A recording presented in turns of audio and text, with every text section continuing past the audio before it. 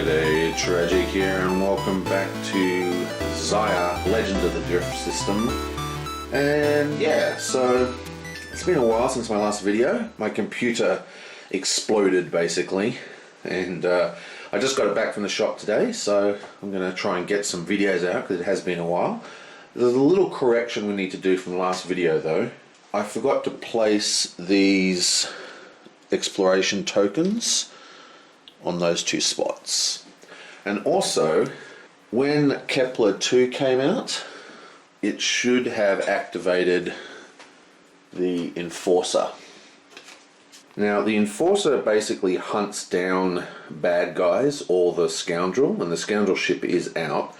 Now, it spawns at Kepler 2, but currently the Merchant is there, so we're just going to roll for that spawn. So I'm just going to drop a d20, get 18, and we have an 18 on the board, which means he's just going to go there. And I'll deal with that activation for this guy when at the end of this turn, because we're starting again. Starts with him and a round. I think this round is going to be a bit of a no-brainer, because what we want to do is, it took us a long time to get our planets out, so we want to recharge our energy basically.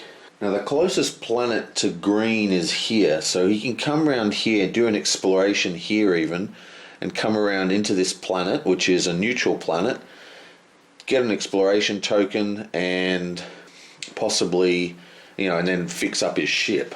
He does have 2 cubes, but he's got nowhere to sell them. The only place he can sell those cubes over here, which is like a scum and villainy planet, because they can you can sell everything there. And it's a bit confusing. I get this argument, well not argument, but I get this confusion every time.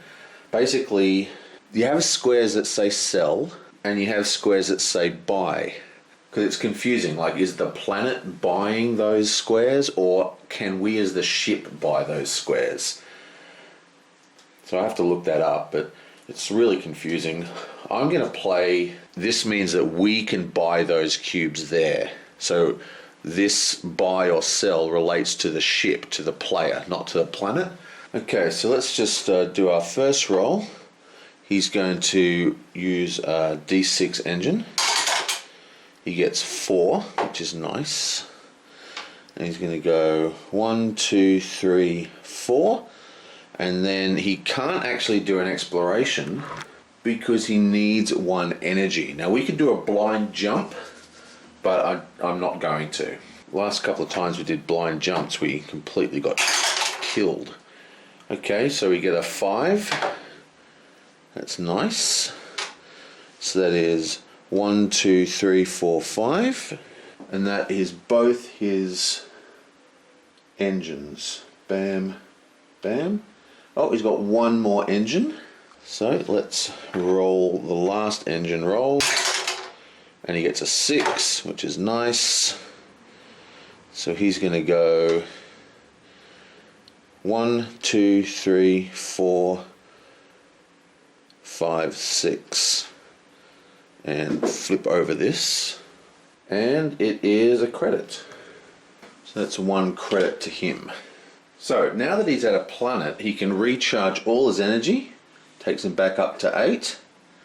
And unfortunately, he had no energy to recharge his actual things up here.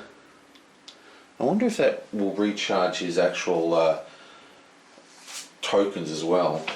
I don't think technically you can actually ready his markers, but I'm just going to say you can, because basically it just means I have to sit for a whole second turn on this thing, and that's boring. So I'm going to say you can recharge all that. Now I can repair that 1 damage, but I'm not going to bother. What I really just wanted to do is recharge his energy.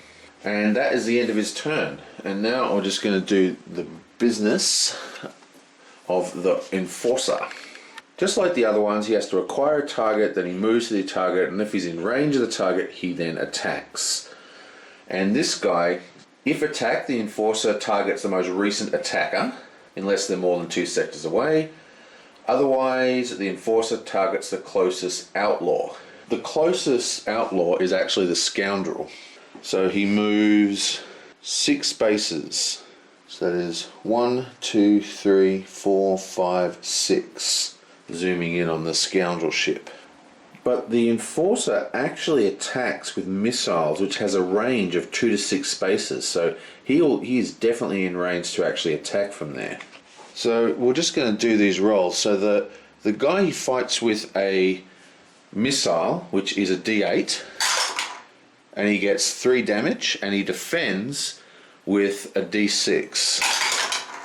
So 5. So he actually takes no damage at all, which is a little bit annoying.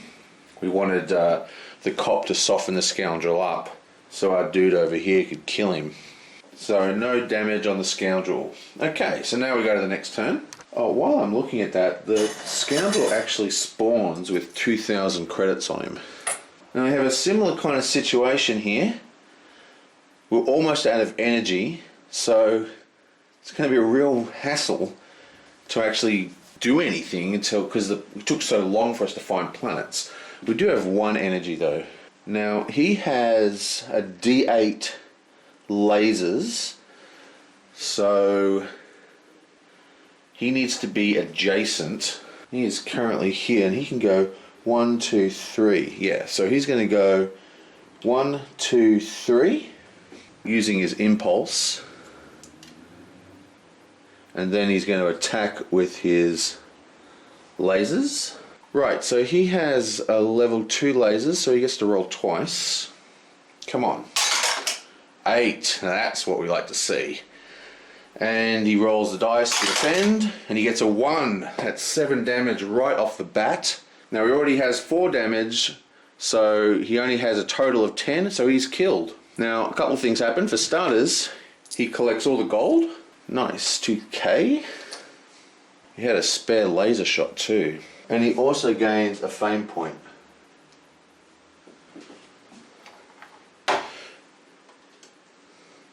Sweet.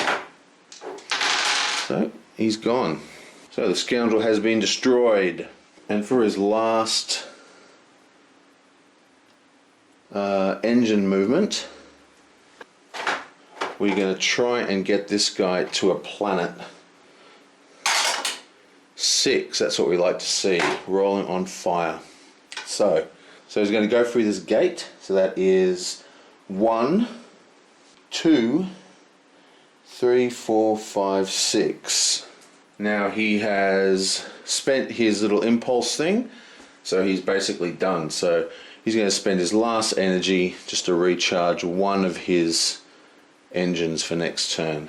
Now we've got this guy. Now he's got a pretty decent starting thing. I think he can actually do one of his missions.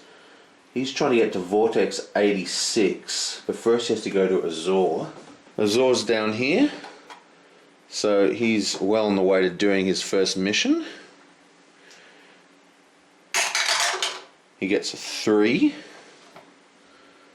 1, 2, 3. Let's get him a reroll again. 4.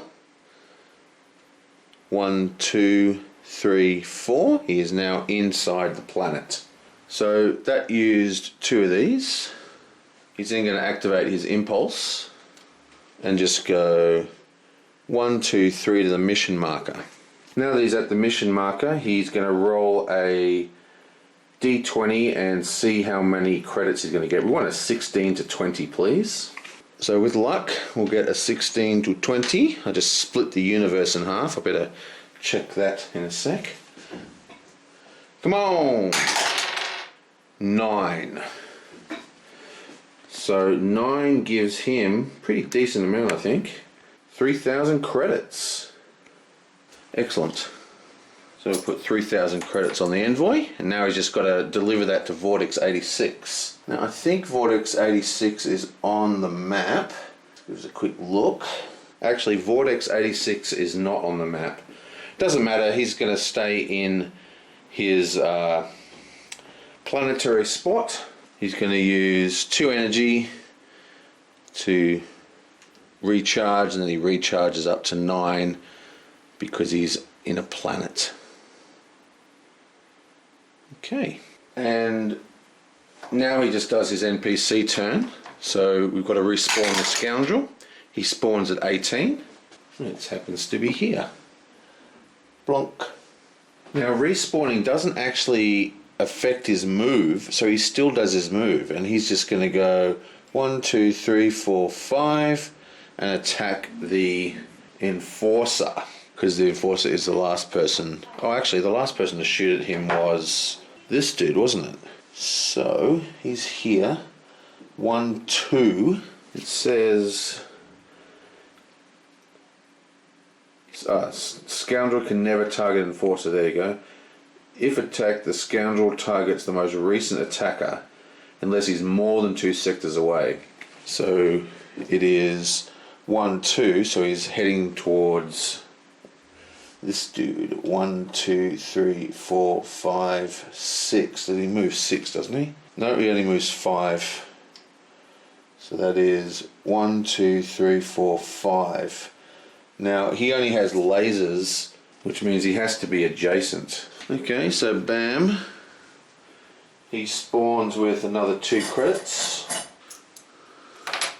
Okay, it's this dude's turn. He's got an envoy mission as well, and he has to get to the smuggler's den and then to Loth. So he's kind of on his way as well. So he's going to use his impulse and go 1, 2, 3. Pick up this thing, but beforehand he has to roll for this asteroid field, which is a very dangerous roll. We've got to roll higher than 10 off a d20, otherwise he just gets destroyed, which is kind of crazy. But them's the rules. You bloink. Oh, 10. Actually, it's not to be destroyed, it takes 10 damage. So he's taken 10 damage, and he is going to activate his shield twice. Only gets 6, 7, 8, 9. So we minus the 10 damage. We use both his shields. And I think he's going to put 1 damage on his little spare slot there. But he did get to look at this thing, which is a nothing. Oh, the randomness. Oops. Now he's going to activate an engine, and he rolls another d6. It gives him 3, and he goes 1, 2 onto the mission space. Now, there's a couple of interesting things here. He just entered Smuggler's Den, you know, he entered like a bad, nasty place. Which means he actually gets a +1 bounty on his ship, which is pretty nasty. And he can no longer enter lawful planetary systems without sneaking through, you know, the smuggler's entrance by, you know, going through the planetary shields, not through the actual official gate. Still, he now has to roll for his mission parameter. So we're rolling a d20, and we need a 16 plus. Come on. Come on. Boom, 17. Yes. Booyah. So what this does is this actually puts 5,000 credits, and he's just got to deliver it to Loth, which is already out. Nice. So I put a 5k on there. And he is then going to just rest on this planet and recharge everything for the next turn. Now we just have the merchant. Now the merchant is currently up here at Krepler 2, and he's heading down to Azor. So he moves 8 spaces in that direction. So 1, 2, 3, 4, 5, 1, 2, 3, 4, 5, 6, 7, 8. So he's setting up a trade route, and every time he lands on a cell space, he'll gain $1,000 to a ship, and nasty players, like for example, this guy here who is already an outlaw, could shoot him down to get that money, basically, you know, pillage him. and he started with 1,000 credits. And finally we have this dude, that is recharged. Now, he doesn't have much. He's actually got $2,000. Why has he got $2,000? I don't know, he's got $2,000 on his sheet. I'm not going to go through all the old videos. So he's got some money, which is pretty cool. But he's got no energy, so he's going to spend however many engine markers he needs to just get into the planetary system and recharge. So he's over here, so we'll just roll. He rolls a 6, nice. 1, 2, 3, 4, 5. Takes this, and 6. And that is a fame point. Excellent. Yorkie Space Gum. Now, I think he is going to then use his... I think then he's going to use his impulse to go 1, 2, 3 and go over that mission point. And he's going to discard this thief mission and draw another 3. Okay, what have we got here? It's another thief mission. It's a bounty hunter mission. And we have a shuttle mission. So I think we're just going to do the shuttle mission. We need to go to Red Gulch from Palmont. Palmont is over this side of the sector. And Red Gulch is here. Now he kind of wants to head that way anyway. It's 2 sectors only. So that's 1, 2. So that's $2,000 though. Very easy to do. So I think we're going to take that for now. A short bald man waddles up to you. I'm trying to visit my brother. It's his cake day in a few cycles and I'm the only family he's got. You tell him you like the cut of his jib and head off to Red Gulch. So we're just going to pick up the passenger at Palmont and ferry him to Red Gulch. Nice. And we're going to use one more movement die.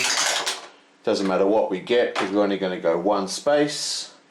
Sit there so we can recharge and have as little movement as possible to get out of that planet. So he basically recharges back to full. We're not going to bother healing that ship either. Right, well that's it. Zaya, we have done the next turn. It only took us a couple of weeks between turns. Yeah, like I said, my computer kind of died on me, so I had to get it fixed, and what a pain. But I'm back in action, and I will see you guys next time.